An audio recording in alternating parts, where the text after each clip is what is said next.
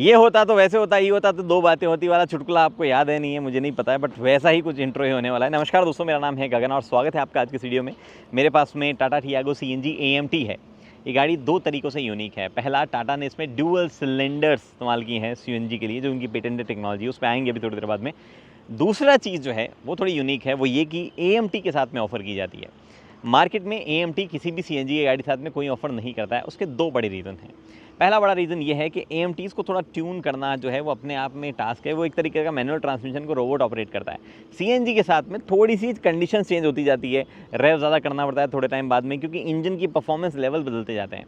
तो AMTs को बार बार tune करें या कैसे ट्यून करें, उस सिरदर्दी से बचने के लिए जो है मैन्युफैक्चरर उतना अंदर घुसते नहीं है। और दूसरा रीज़न जो है वो पूरा ही जो है नेल इन कॉफिन वाला काम करता है, जहाँ पे एक CNG वाला कस्टमर जो कि ऑलरेडी पैसे बचाने की कोशिश कर रहा है, आप उसको बोलते हो कि आप AMT ले लो और 60-70 हज़ार 1 लाख रुपए जो भी ऊपर देना वो भी ऊपर दे दो। तो वैसे कस्टमर्स बहुत कम है, बट वो बहुत कम में कुछ कस्टमर्स हैं जो कि टाटा टैप करना चाहता है। टाटा ने बोला हम उनको ये गाड़ी ऑफर करना चाहते हैं, टिगोर ऑफर करना चाहते हैं। तो दो जो है AMT कार्स उन्होंने लॉन्च कर दी, टियागो और टिगोर। मोस्टली ज़्यादा सेंस जो है टेक्निकली टिगोर का बनता है, बट लोगों को इंटरेस्ट ज़्यादा टियागो में आ रहा था, तो हम टियागो जो है उठा के ले आए। और अब बात करेंगे कि गाड़ी क्या कुछ कैसी लग रही है।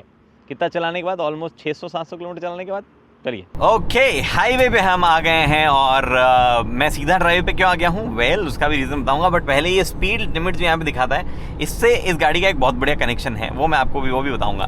बट सबसे पहले हाईवे पे मैं क्यों आया हूँ वो बताता हूँ। मैं इस गाड़ी को मतलब ऐसे अलग अलग जाके मैं आपको नहीं बताने आता हूँ। इट्स बेसिकली अ टियागो, जिसमें सेम स्पेस है जो कि आपकी रेगुलर टियागो में आता है, वैसा ही स्पेस यहाँ पे।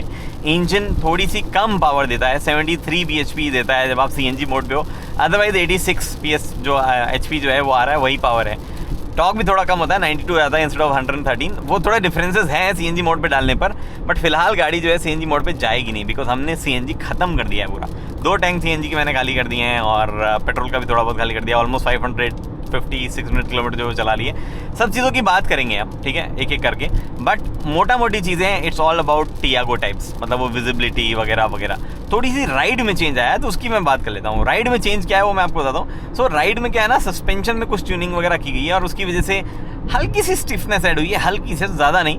और जब हाई स्पीड पे गाड़ी चल रही है तो technically that stiffness should translate into better high speed stability, right. But हो क्या रहा है कि गाड़ी 100 समथिंग से ऊपर जाते ही ना एक अजीब सी वॉबल आ रही है, Dick Dick Dick Dick Dick Dick, ऐसे वॉबलिंग टाइप जो है वो शुरू कर दे रही है गाड़ी। एंड 100 पे ना भी आए, कभी आती कभी नहीं आती, और 115, 16, 18 से ऊपर जाते हैं तो पक्का आती है वो वॉबलिंग, जो कि एक्चुअली इस हाईवे पे स्पीड लिमिट है 120 की। तो वहाँ तक मैं कई बार जाके टच करके जो है देख रहा था, जो कि अभी देखो अभी आना नहीं शुरू हुई है, अब आने लग गई है, अब आने लगी है। एक हल्की सी वॉबलीनेस है, आई डोंट नो कैमरा में कैप्चर हो पाएगा नहीं हो पाएगा, बट ऐसे वॉबलीनेस जो है आने लग जाती है और अच्छी फ्रीक्वेंसी वाली वो है। एनीवे, तो ये चीज़ें है जो रेगुलर टियागो से अलग है। रेगुलर टियागो के मुकाबले बूट जो है उसमें थोड़ा सा स्पेस में अंतर है ऑब्वियसली, बट बूट का जो स्पेस है वो मतलब ऐसा बहुत तारीफ की गई ड्यूल सिलेंडर का, आप देख ही सकते हो 2 सिलेंडर रखे गए हैं। मेरे ख्याल से एक 35 लीटर एक 25 लीटर का ऐसा है। टिगोर में 2 35 के आते हैं, इस वजह से 70 लीटर्स का हो जाता है। यहाँ पे वो 60 लीटर्स का है। केजीज में ट्रांसलेट करोगे तो उसको छोड़ो कितना आता है, 9 केजीज से ऊपर जो है आप फिल कर लोगे मोस्टली, अगर प्रेशर सही होगा तो। बट बूट स्पेस उसके बाद में जेन्युइनली कुछ नहीं बचता है। 2 कैबिन साइज बैग आप रख सकते हो उसके अंदर, वो भी कैबिन साइज में भी थोड़े छोटे वाले, वो आप वहाँ पे फिट कर सकते हो। अदरवाइज उसके अलावा कुछ भी रखोगे तो पीछे यहाँ पे दिखेगा IRV में, जैसे मेरा कैमरा बैग रखा हुआ दिख रहा है यहाँ पे। एंड डेफिनेटली बड़े बैग तो आप रख ही नहीं सकते हो, तो उसका तो कोई सवाल ही नहीं है। हाँ, टिगोर अगर आपको लेनी है तो बेटर होगी in terms of boot. In fact बाकी कोई भी गाड़ी उठा लो, आप वैगनआर उठा लो, नियोस में भी एक्चुअली वो बड़ा सिलेंडर आता है, उस हिसाब से थोड़ा सा ऑड हो जाता है, बट फिर भी ऊपर आप जब रखोगे तो इट्स स्टिल ओकेश तरीके का बूट जो है, वहाँ पे यूजेबल बूट है। वही सेम तरीका है। हाँ, आपके स्क्वायर बॉक्सेस टाइप की चीज़ें जो है उसमें फिट हो जाएगी, और शायद वो नियोस वगैरह में नहीं होती, इतना फ़र्क है। उसके बाद में बात आती है कि कैसा है टियागो के अलावा और कुछ चेंज नहीं है, सच कोई भी है उसके अलावा बदलाव नहीं है। अब बात करते हैं प्योर एंड प्योर CNG की। ये CNG जो है वो कैसा क्या कुछ फील हो रहा है। सबसे पहली चीज़ जो मुझे लगती है CNG के मामले में वो ये कि इंजन जो है, ये एक तो CNG में पावर कम होती है, 72 PS हो जाती है 86 की जगह, और 113 न्यूटन मीटर की जगह 92 Nm टॉर्क जो है वो बचता है। बाकी कोई चेंज जो है सच नहीं है। लेफ्ट राइट सेंटर गाड़ियाँ ओवरटेक कर रही है, ऐसा पूछो ही मत। मैं एक्चुअली और स्लो लेन में आता हूँ क्योंकि मैं 100 से नीचे मेंटेन कर रहा हूँ। इनफैक्ट इस गाड़ी के स्पीडो में एरर है। मैं दिखा रहा था ना आपको कि आगे जो आ रहा है स्पीडो चेक करने वाला, स्पीड चेक करने वाला ये एक्चुअली 95 अभी दिखा रही है। ट्रस्ट मी, आपको पता है गाड़ी की एक्चुअल स्पीड क्या है? इट इज़ 89 88 समथिंग स्पीड दिखा रही है। इतना स्पीडो एरर है इस गाड़ी, जितना स्पीडो एरर हमने किसी और गाड़ी में नहीं देखा। तो टेक्निकली आप जब 100 किलोमीटर दिखाता है आपको कि 100 किलोमीटर चल गई है, तो ये गाड़ी 100 किलोमीटर नहीं, वहाँ पे 92 किलोमीटर ही चलती है। बट स्टिल फ्यूल एफिशिएंसी क्या मिल रही है? शहर में मिल रही है 20.8 समथिंग kmpl, 21 पकड़ दो एक बार आप आराम से चलाने वालों में से, और हाईवे पे मिल रही है 24-25 के आसपास। थोड़े सा आराम से चलाओगे तो डेफिनेटली 25 के ऊपर CNG पे दे देगी। पेट्रोल पे इट इज़ गिविंग रफली 20 kmpl अगर आप 90-100 के आसपास चलाओगे हाईवेज़ पे। सिटीज़ में it will give you 14 kmpl के आसपास। अगर आप थोड़ा सा भी हार्ड फुट वगैरह चलाओगे तो फिर जो है गड़बड़ हो सकती है, फिर फ्यूल एफिशिएंसी ड्रास्टिकली ड्रॉप हो सकती है। तो वो है आराम से चलाने पर ये फ्यूल एफिशिएंसी है। और AMT इंजन जो है ऐसा कुछ खास तोड़, सॉरी AMT गियरबॉक्स जो है कुछ खास तोड़ गियरबॉक्स नहीं है, आपको प्यार से ही चलाना है उसका। हाँ, डाउनशिफ्ट टाइम पे हो जाता है वो। जैसे कि अगर मैं वापस आता हूँ स्लो लेन में जहाँ पे कोई है नहीं और मैं हल्का सा ऐसे करता हूँ और यहाँ पे गाड़ी को 4th गियर में मुझे लगता है आ जाना चाहिए। जैसे ही 60 समथिंग जाए तो गाड़ी देखो ये 60 समथिंग गई एंड अभी चलो उसने डिटेक्ट नहीं किया, एक वाइब्रेशन अब आई है, तो जरूरी नहीं है हर बार ही होगी। It is little week overall. और अपशिफ्ट जब भी करेगी आपको हेड नॉट आएगा। ये मच्छर आ गया गाड़ी में। अपशिफ्ट जब भी करेगी वो एक head not, oh sorry live murder हो गया। अपशिफ्ट जब भी करेगी वो एक हेड नॉट जो है वो आएगा। तो ये चीज़ें जो है वो यहाँ पे है आपके पास में कि CNG पे गियरबॉक्स कैसा परफॉर्म करा वगैरह वगैरह। इंजन जो है उसकी प्रॉब्लम है उसके वाइब्रेशंस, ऐसे कुछ ना कुछ आवाज़ें आती रहती है, कुछ भी अजीब से आवाज़ आती है। इनफैक्ट CNG पे थोड़ी सी ज़्यादा आ रही थी एक सामने से नॉइज़ जो कि अब आना बंद हो गई है। बट कुछ ना कुछ नॉइजेस इंजन में आती जा रही है जिसकी वजह से रिलायबिलिटी टाइप चीज़ें फील नहीं होती है, सॉलिडनेस फील नहीं होती है। हाँ 3 सिलेंडर इंजन है, थोड़ा बहुत मैं सोच के बैठा था कि वाइब्रेशन वगैरह होंगे, बट इस वाले में तो कुछ ज़्यादा ही है, वो वाली तकलीफ दे चीज़ जो है थोड़ी है। उसके बाद में बात ये है कि CNG मोड पे अभी तो मैं शिफ्ट कर नहीं सकता। गाड़ी CNG पे चालू हो सकती है yes, but there is a catch. गाड़ी एक्चुअल में पेट्रोल पे चालू होती है तो पेट्रोल टैंक हमेशा रखें। इनफैक्ट हमें शक ऐसे हुआ कि जब भी हम दरवाज़ा खोल रहे थे ये वाला, एक गाड़ी हल्का सा ना ऐसी आवाज़ छोड़ रही थी, जो कि आमतौर पे फ्यूल इंजेक्शन की साउंड है। जो भी ये फ्यूल इंजेक्टर्स वगैरह होते हैं, ECU जानबूझकर फ्यूल इंजेक्ट करता है हल्का सा, वो साउंड है। आपने अगर आपको नोटिस करना हो तो कार में शायद आप कम कर पाओ, बट बाइक में जब भी आप ऑन करते हो नई वाली बाइक, तो उसमें एक साउंड आती है, ची आगे रुक जाती है, जैसे एक क्विल स्विच आप ऑन करते हो, वो साउंड आ रही थी। हमें लगा ये साउंड क्यों आ रही है, फिर हमने चेक किया तो पता चला हल्का सा फ्यूल इंजेक्ट होता है। उसके बाद में गाड़ी चालू हो जाती है और ऑब्वियसली CNG पे ही रहती है। अगर गाड़ी को लगता है कि CNG पे नहीं रह सकती तो पेट्रोल पे ही चलती रहेगी, बट वो आप इजीली यहाँ से स्विच जो है वो कर सकते हो और गाड़ी अपने आप CNG पे ऑन ऑफ हो जाती है। वो वाला कोई दिक्कत वहाँ पे नहीं है।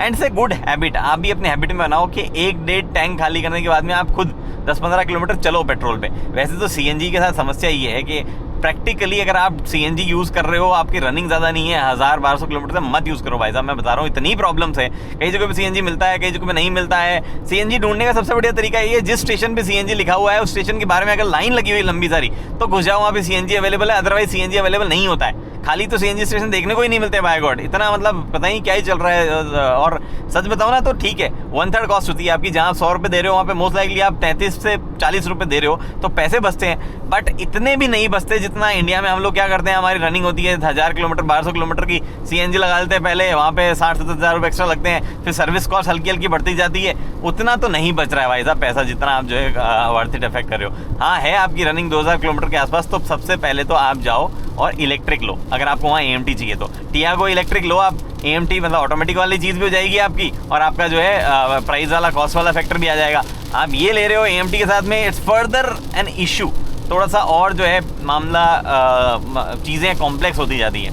यही रीज़न है कि मेजर प्लेयर जो है वो AMT के साथ में जा नहीं रहे हैं, क्योंकि उतना कॉस्ट डालने के बाद में फिर ऑल्टरनेट्स लोगों को नज़र आने लग जाते हैं कि चलो मैं इलेक्ट्रिक ही ले लेता हूँ, टाटा ही ऑफर कर रही है इलेक्ट्रिक, तो वो वाली चीज़ें हैं। बाकी एक चीज़ अच्छी है टाटा ने जो और की है, जो कि प्राइवेट बाइक को थोड़ा और टैप कर सकती है, और टॉप एंड में अवेलेबल है CNG, तो फीचर लोडेड चीज़ है। वो अलग बात है कि आप जाके देखोगे तो नियोस जो है उसमें भी फीचर्स अच्छे खाते हैं, despite the fact that is not top and, वो ठीक ठाक फीचर के साथ में लोडेड आ जाती है, वो अलग बात है। और बाद में भी आप CNG लगवा सकते हो।